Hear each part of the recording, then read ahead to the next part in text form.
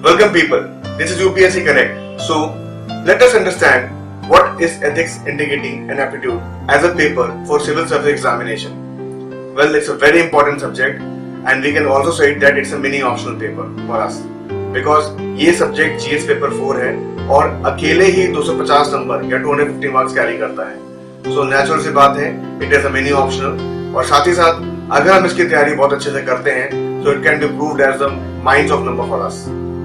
This paper has two parts. In the first part, we have to attempt about the theory part, and in the second part, we have to take care of the case studies.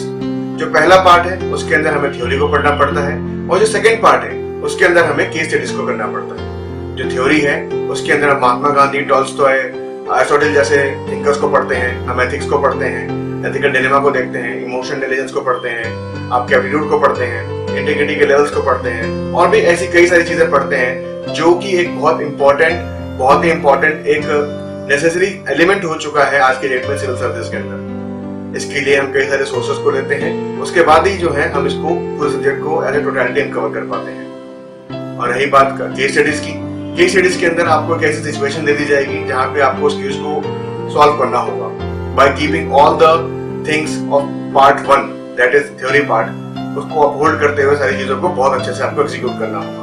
But that would be your case studies. So UPSC connect ने जो video course design किया है वो according to syllabus design किया है.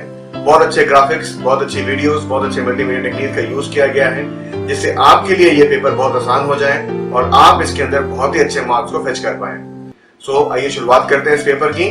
Wishing you all the best.